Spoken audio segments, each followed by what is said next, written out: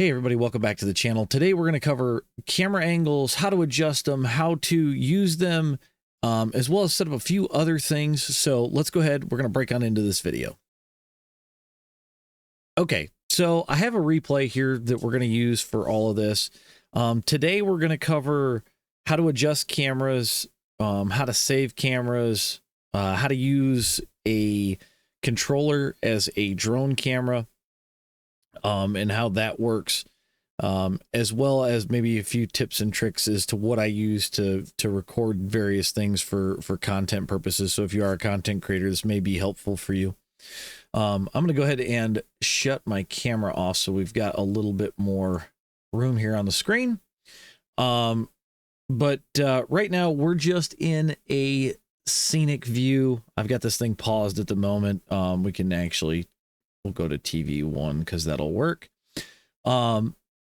So we've all seen the cameras. We know how it works. Your view may look different than mine, especially if you're running a single monitor. So if you are a content creator, that's good for you. You don't have to do a bunch of adjusting if you don't have triples. But like for me, what usually you see on one person on one screen is now exaggerated across three, right? So there's a few things that we can do to make that look better. Number one. Number two, if you're doing, say, a far chase view because of a wreck, there's certain things that you're going to need to be able to know how to adjust. So like in this case, we're in a far chase mode. If you're, say, spotting, this would be really helpful for you. We can hit Control F12. And that brings up this camera edit menu. Now, there's a lot of things going on here. What do I adjust? What don't I adjust? It all kind of depends on the view that you're looking for, right? Like we can take and adjust this static FOV and pull it out, and man, that works pretty well. Maybe if I'm in a spotter view, right? But maybe it's not quite the right angle. So we can take this back to default. We'll just take this back to 78. Another thing that you can do to really, to me, fine tune it and have it look better anyways. So your offsets, your X is your zoom out, basically. Your Y is your pitch left and pitch right. And then our Z is our yaw. So a lot of times I'll kind of zoom out to, at least for my settings, I like to go about 28-ish, kind of sit here, maybe zoom up a little bit further. Now, if this doesn't give you all the adjustment that you want, that's fine. We can do a couple other things with it where we can take and go static. And static will now give you, you can twist the camera, you can pitch the camera, and we can even angle the camera, right? So you can adjust all of these things even more specific, right? Some people may like what I call the GTA 2 camera, where it's very over the top for spotting.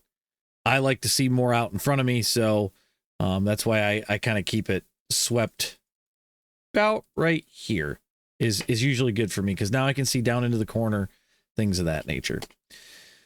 Now if this was something we wanted to save, right, we want to have a different car cam and call it spotter, we can do save car. You can name the camera and it will save it, right? Then this way, when you load into the track again, you could load that camera pack and boom, you've got this view immediately. Now it's per car. If you do it save car, you can do save track. It'll do the same thing, but then it'll apply to multiple cars. Let's keep that in mind.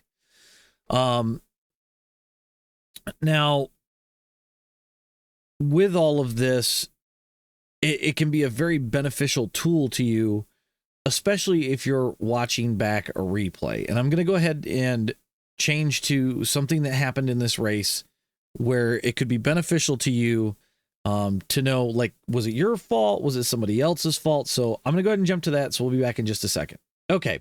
So now we're kind of at what I'm going to look at here. Now this was a complete racing incident. It wasn't anything I think that either myself or the other driver, you know, we weren't looking to make contact. It just happened, right? And at the time I didn't think it was anything egregious either. But this is one of those times where it's like, okay, could I have done something different to maybe not allow this to happen, right? So we'll go ahead and I'm going to play it in this view so you can see it. I've got the one car coming underneath me. I hold my line, but the one comes up and doors me and shoves me into the 77 there. Now, like I said, is there something I could have done different? Now, we can go ahead and rear chase, but I don't think rear chase in this manner is necessarily going to give us what we want. So let's roll it till we're flat here. So we can control F12. We can do a static. And then let's, no, not rotate. We're going to do this. We're going to go this way, and then we're going to do sweep.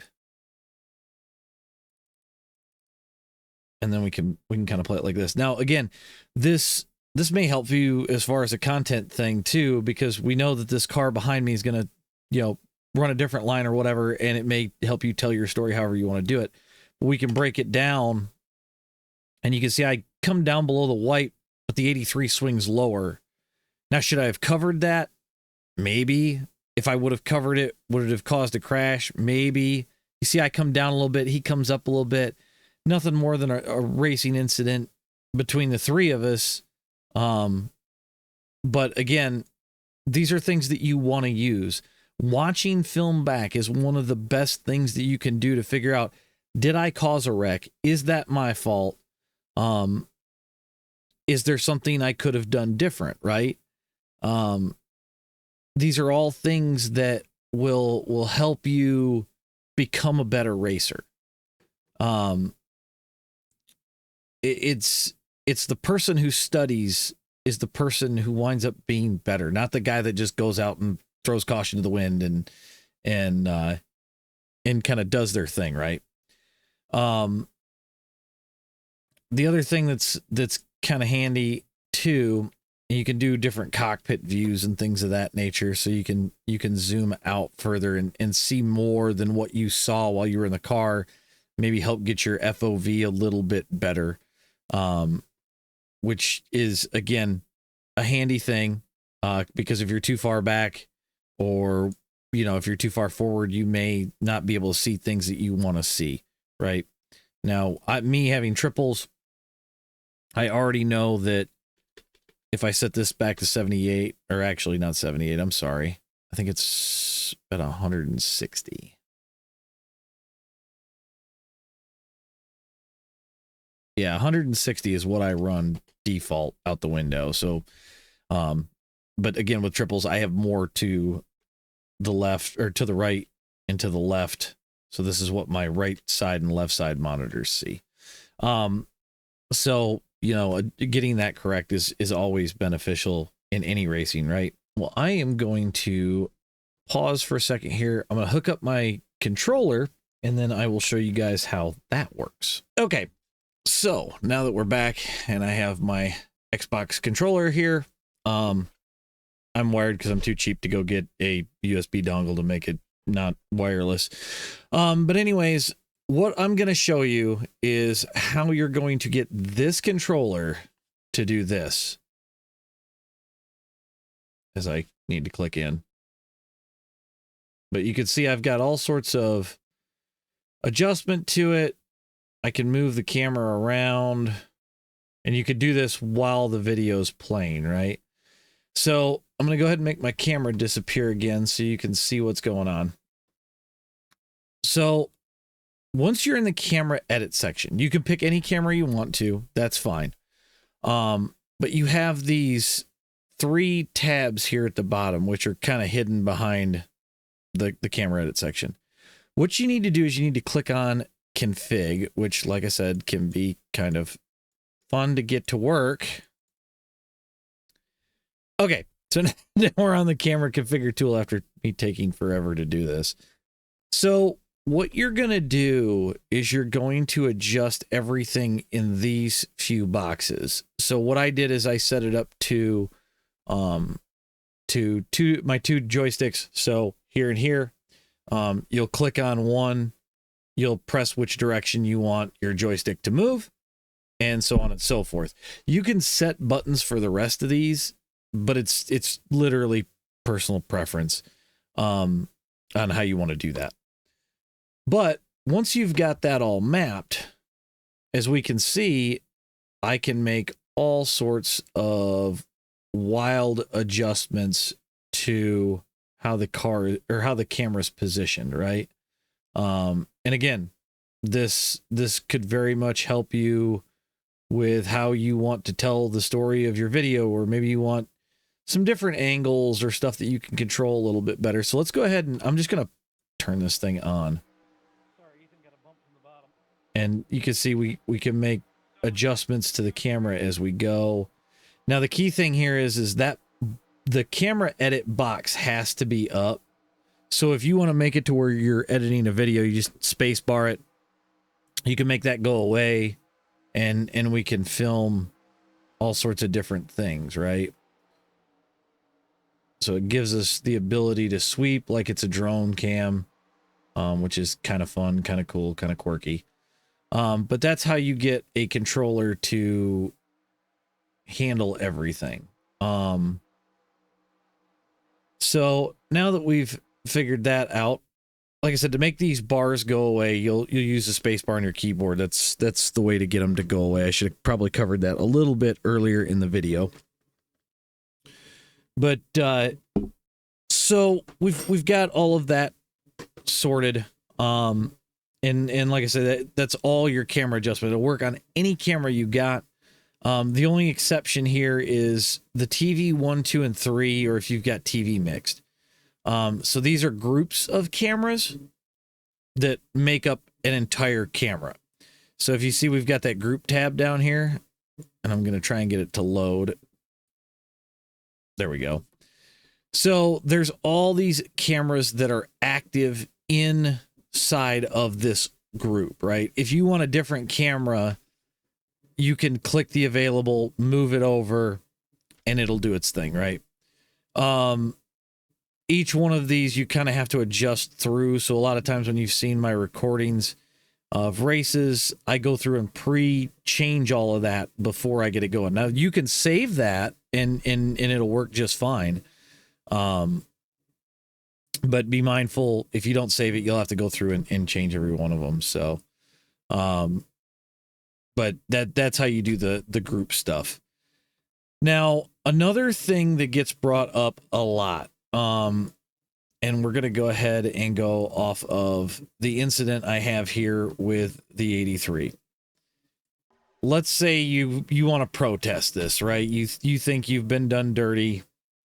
You want to send a protest. Now, the key thing to know here is iRacing, when you clip this, the way that I'm about to show you to clip it, you really don't have to give much other than your opinion on the matter, because they have all telemetry, chat, everything, right? All you have to do, click the little tools here.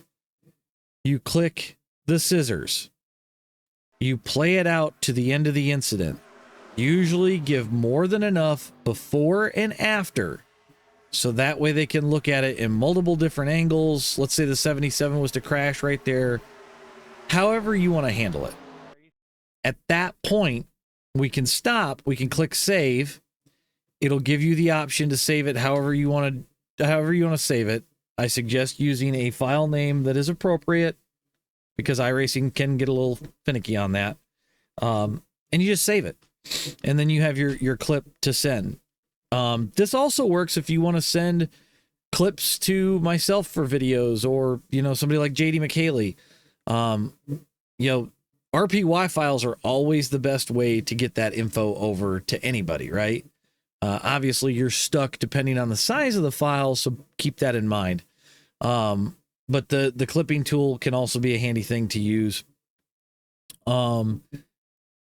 As far as in-depth camera stuff and building out groups and TV cams and things of that nature. I don't have a lot of experience with it, but I can probably point you in the right direction if you have any questions.